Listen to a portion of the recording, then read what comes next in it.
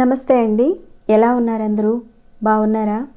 మీ అందరికీ అమ్మవారి ఆశీస్సులు ఎల్లప్పుడూ ఉండాలని కోరుకుంటూ ఈరోజు నా ఒక రిక్వెస్ట్ వీడియోని మీతో షేర్ చేసుకోబోతున్నానండి. మన పూర్వీకులు తెలియజేసిన ఒక అద్భుతమైన పరిహారాన్ని తెలియజేస్తాను ఇక్కడ.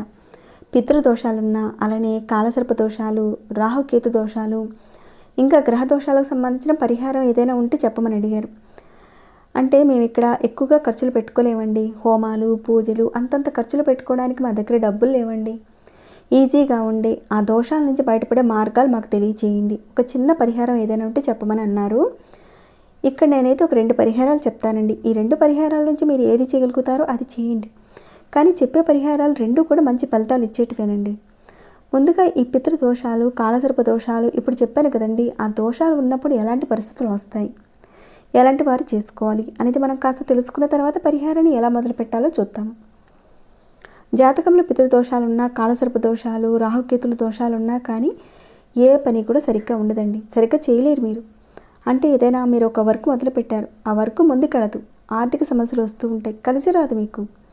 అంటే మీరు ఎంత జాబ్ చేస్తున్నా, వ్యాపారంలో డబ్బులు పెడుతూ ఉంటారు, పెట్టుబడులు పెడతారు, కానీ కావాల్సిన ధనం రాదు మీకు, నష్టం వస్తూ ఉంటుంది రాకపోగా. ఇంకా వివాహ విషయంలో చాలా ఆటంకాలు వస్తాయి. అనుకున్న మ్యాచ్ మీ దాకా వస్తుంది, క్యాన్సిల్ అయిపోతుంది. అలానే అన్ని విధాలుగా భార్యాభర్తలకు అంతా బాగుంది, కానీ పిల్లలు కలగరు. ఇలాంటి దోషాలు ఉన్నప్పుడు ఇలాంటి సమస్యలు అనేటివి ఎక్కువగా వస్తూ ఉంటాయి. మీరు ఒక్కసారి జాతక పరిశీలన చేయించుకోండి. ఇప్పుడు చెప్పుకుని ఈ దోషాల నుంచి ఏదో ఒక దోషంతో మీరు బాధపడుతూ ఉంటారండి.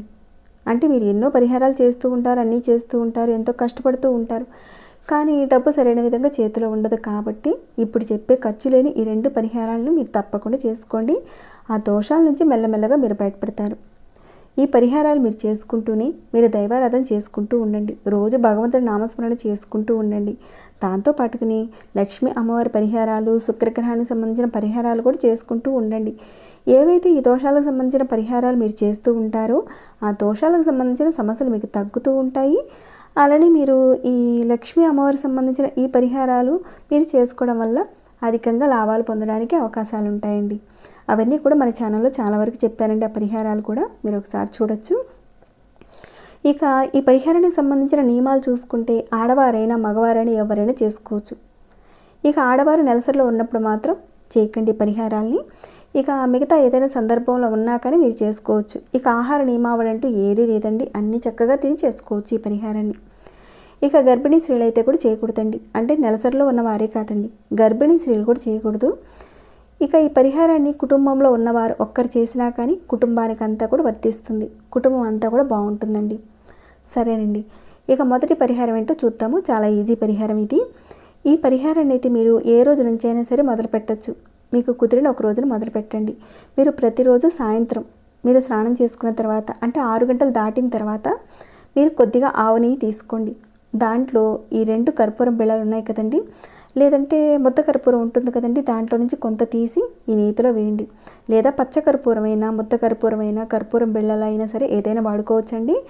ఒక 2 బిళ్ళలు ఈ నెయ్యిలో వేసి నానబెట్టి ఉంచండి.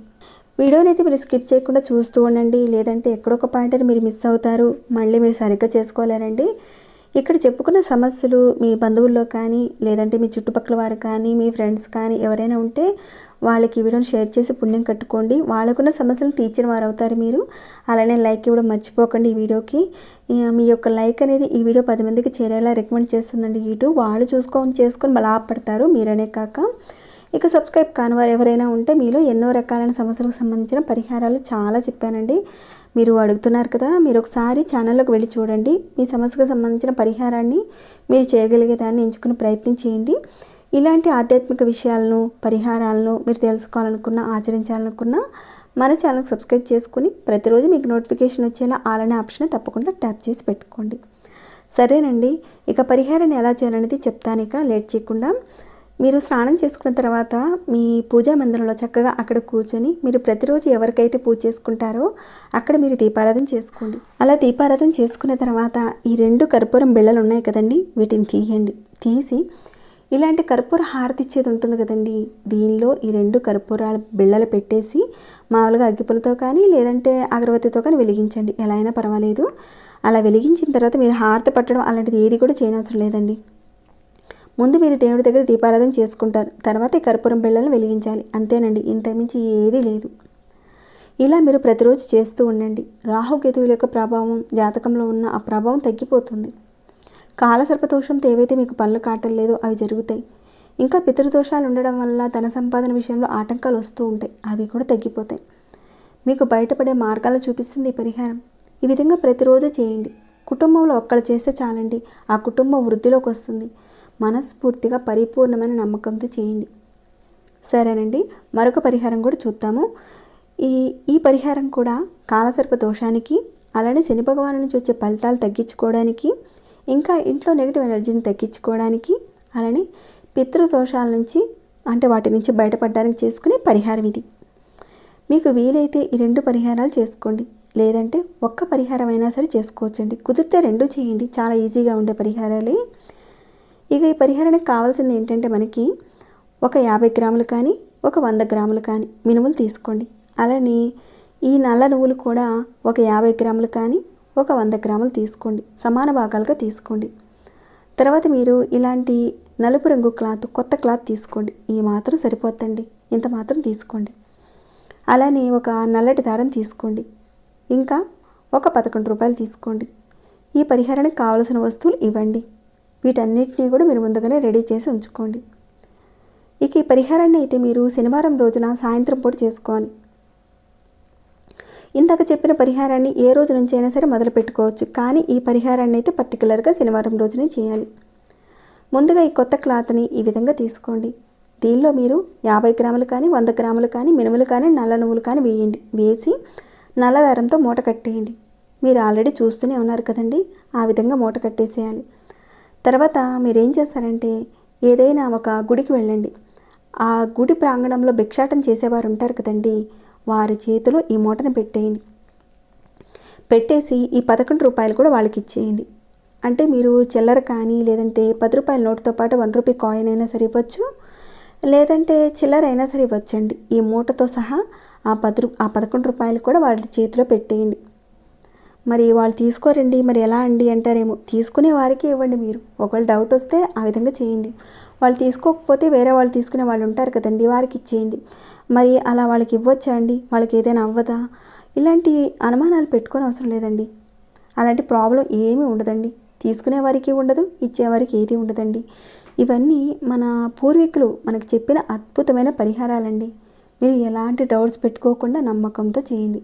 ఈ విధంగా చేయడం వల్ల కాలసర్పదోషము, అలానే రాహుకేతుల యొక్క దోషము, అంటే ఈ దోషాలు ఉండడం వల్ల వివాహం లేటుగా అవుతూ ఉంటుంది.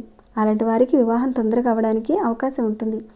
ఇంకా ఇంట్లో ఉన్న నెగిటివ్ ఎనర్జీ పోతుందండి. ఈ విధంగా మీరు ఒక 9 శనివారాల పాటు చేయండి. మీరు చేస్తూ వెళుతుంటే ఖచ్చితంగా మార్పులు కనిపిస్తాయండి. ఈ 9 శనివారాల్లోగా మీకు మార్పులు కనిపిస్తాయి. మీకున్న సమస్యల నుంచి, కష్టాల నుంచి మీరు బయటపడతారు. ఇక ఈ 9 శనివారాల్లో ఆడవారికి సంబంధించిన నెలసరి టైం వచ్చినప్పుడు ఆ వారాన్ని మీరు ఆపేసి తర్వాత మీరు కంటిన్యూ చేసుకోవచ్చండి మిగతా వారాల్ని. ఇలా చేసుకోవడం వల్ల కాలసర్ప దోషం నుంచి, రాహుకేతువుల దోషాల నుంచి, పితృదోషాల నుంచి, ఇంకా దానికి తోడు నెగిటివ్ ఎనర్జీ నుంచి కూడా మీరు చాలా వరకు బయటపడతారండి. ఈ విధంగా మీరు శనివారం సాయంత్రం పూట చేయాలండి. ఈ విధంగా దానం చేస్తూ ఉంటే ఖచ్చితంగా మీకు మంచి మార్పులు కనిపిస్తాయండి, మంచి జరుగుతుంది. తప్పకుండా చేసుకోండి. మీకున్న సమస్యల నుంచి మీరు బయటపడాలని ఆ భగవంతుని ప్రార్థిస్తున్నాను. ఇక ఈ వీడియోని అయితే ఇంతటితో ముగిస్తున్నాను. ఇంకేమైనా డౌట్స్ ఉంటే అడగండి, తప్పకుండా రిప్లై ఇస్తాను. అలానే మీకు ఎలా అనిపించింది అనేది కూడా కాస్త కామెంట్ రూపంలో నాకు చెప్పండి. ఇంకా లైక్ చేయకుండా ఉంటే ఒక లైక్ ఇవ్వండి. సబ్స్క్రైబ్ కానివారు సబ్స్క్రైబ్ చేసుకుని ప్రతిరోజు మన ఛానల్ నుంచి వచ్చే వీడియోస్ను వాచ్ చేస్తూ ఉండండి. మరొక భక్తి వీడియోలో మళ్ళీ మిమ్మల్ని కలుసుకుంటాను. అంతవరకు సెలవు.